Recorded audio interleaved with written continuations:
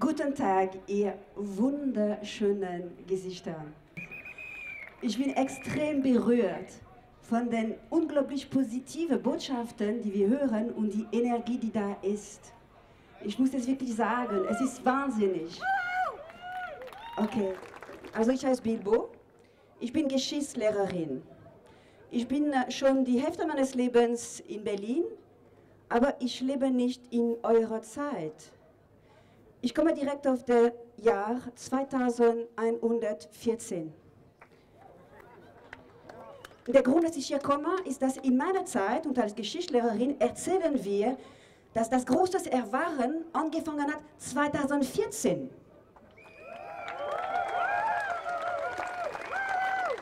Und es war mir wahnsinnig wichtig, dass der Ursprung davon zu sehen, was sind das für Menschen?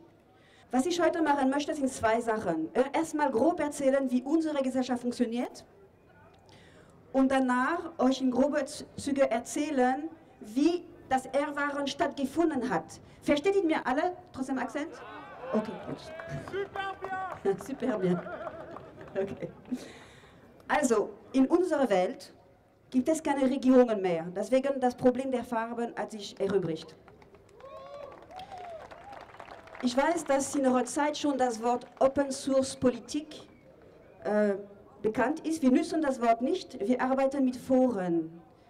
Okay, wir haben kleine Foren, das sind die lokalen Foren, das ist da, wo man wohnt. Die sind meistens 30 bis 50 Leute, manche große Foren sind etwa 200 Leute. Da werden die Probleme diskutiert und die Aufgaben verteilt, die in den Gemeinden stattfinden.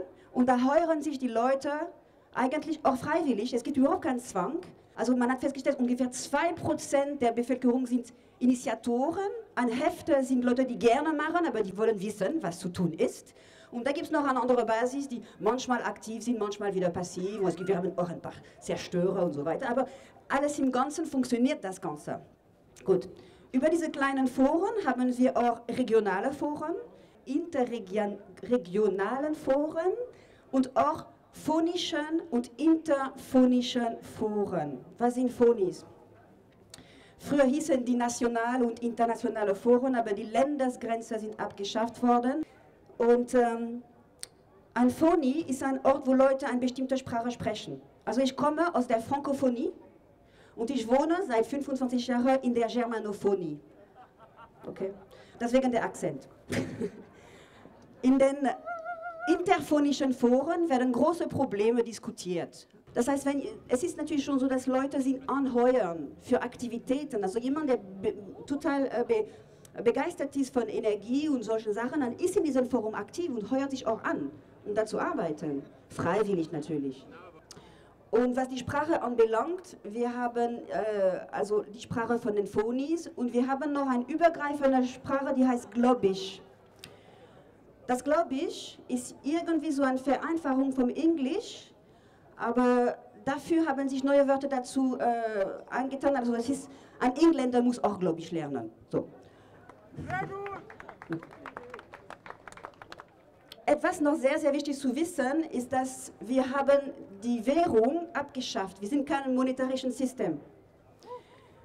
Das bedeutet, der Motto ist, ich gebe, also wir bekommen.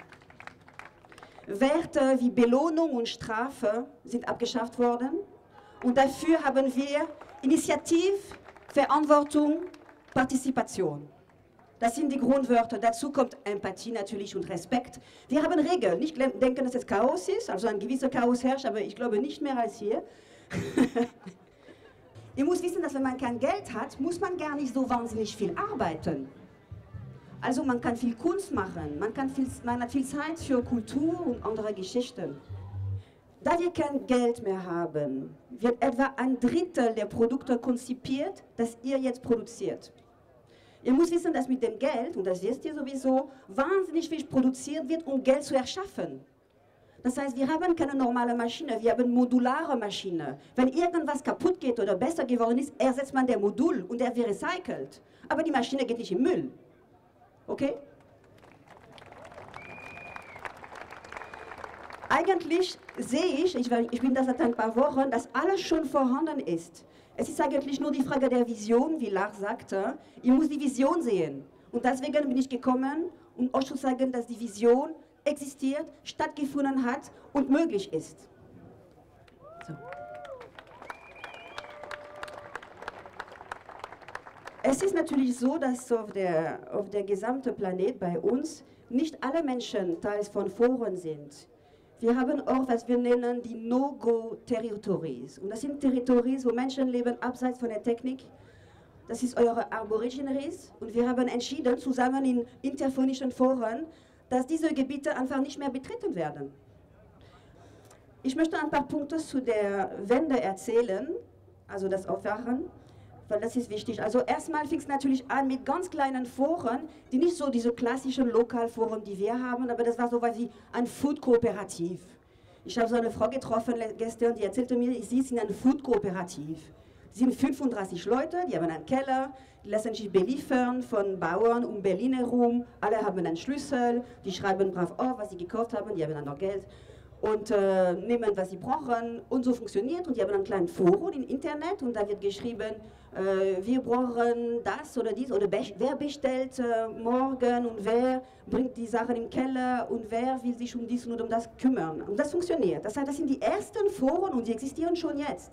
Weitermachen damit, das ist wirklich der Weg. Okay, jetzt möchte ich erklären, wie der erste internationale, da gab es noch Nationenforen, entstanden ist, weil ich glaube, das ist etwas, was ihr wirklich gut versteht.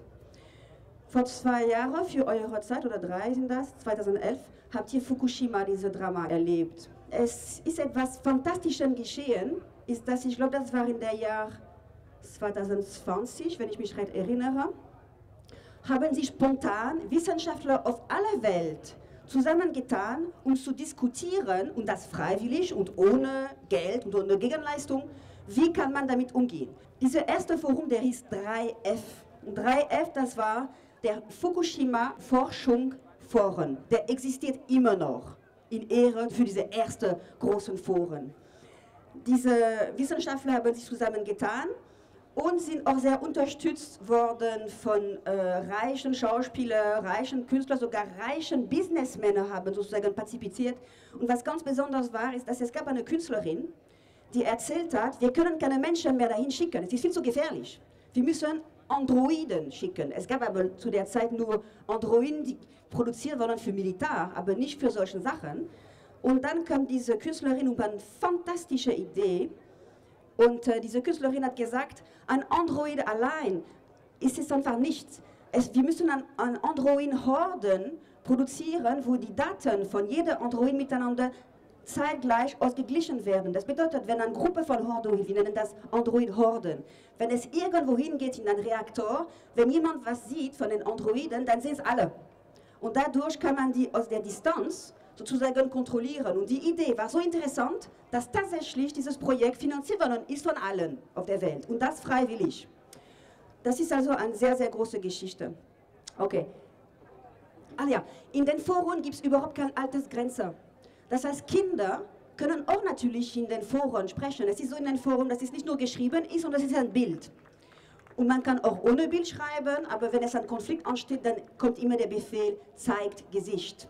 Weil man verstanden hat, dass wenn man die Leute sieht, dann einige Missverständnisse nicht stattfinden. Und die Kinder sind willkommen und das war in den 60er Jahren und ich war selbst schon da, ganz klein.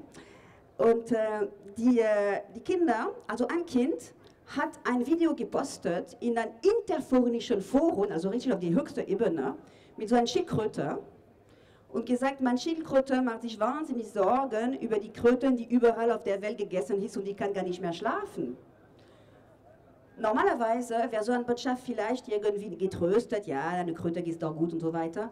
Aber als Reaktion gab es eine Spam-Attacke weltweit von Kindern, die alle überall wahnsinnig sweete Videos gepostet haben mit ihren Tieren, mit irgendwelchen Bildtieren. Wir wollen nicht mehr, dass Fleisch konsumiert werden und dass man Tieren wehtut.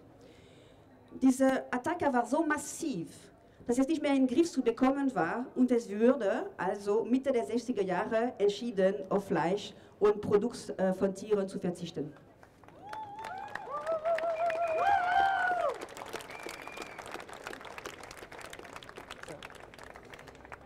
Als kleiner Witz möchte ich eine kleine Geschichte erzählen, weil wir über Kinder sprechen. Ich habe auch einen Sohn, der ist 15. In den Großstädten wohnen gar nicht mehr so wahnsinnig viele Menschen, weil im Grunde in den Großstädten kommen viele Menschen für die Arbeit, also für das Geld. Also wenn es kein Geld gibt, muss man nicht unbedingt in der Stadt leben. Also die Städte sind meistens viel Intellektuelle, Leute, die irgendwie was besonders lernen möchten und so weiter. Und dadurch in Berlin haben wir gerade ungefähr 3,5 Millionen Einwohner und wir sind hier eine sehr, sehr große Stadt. Und der Potsdamer Platz gehört zu den Orten, die nicht mehr bewohnt sind. Das sind so irgendwelche Ruinen, das interessiert überhaupt niemand, weil der Platz hat überhaupt keine Liebe, kein Karma, gar nichts. Also da wohnt eigentlich niemand.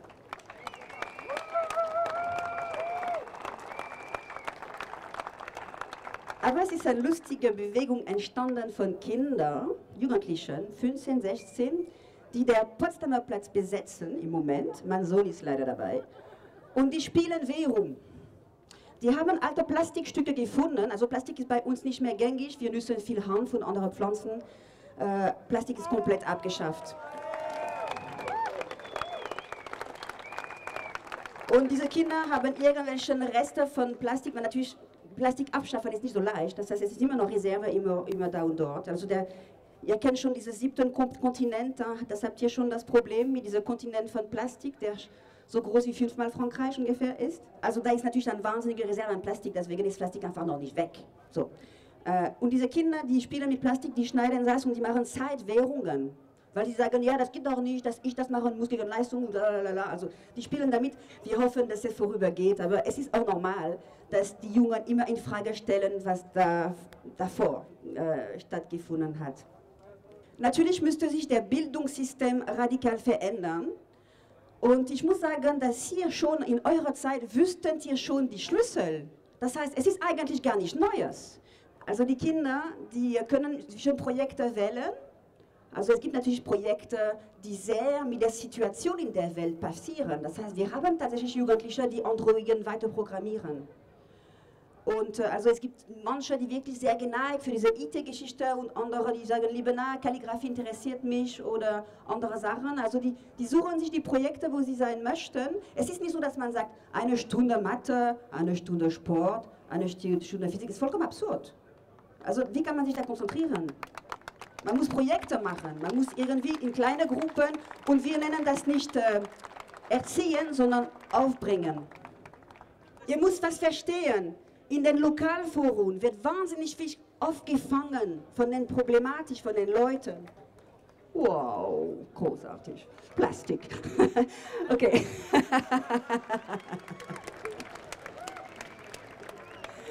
Also da jeder Mensch mindestens in seinem Lokalforum Mitglied ist, dann sind die Problematik schon direkt am Kern gelöst. Also wir haben ja auch Drogen und Bewusstseinserweiterung, Substanzen ist ja keine Sache. Und wenn jemand da richtig zerfällt, dann wird er schon aufgefangen von seinem Lokalforum. Deswegen Kriege, wie ihr die kennt, haben wir gar nicht mehr. Weil warum? Wir haben kein Geld und keine Grenzen. Was soll man da Krieg machen? Okay, am Anfang in den Lokalforum, ihr kennt das Prinzip der Familie. In einer Familie, man fragt nicht seinen Sohn 50 Cent, wenn er einen Joghurt aus dem Kühlschrank nimmt. Oder macht ihr das? Nee, ja? Oh, gut. Das bedeutet, das ist ja schon eine Zelle, die ohne Geld funktioniert.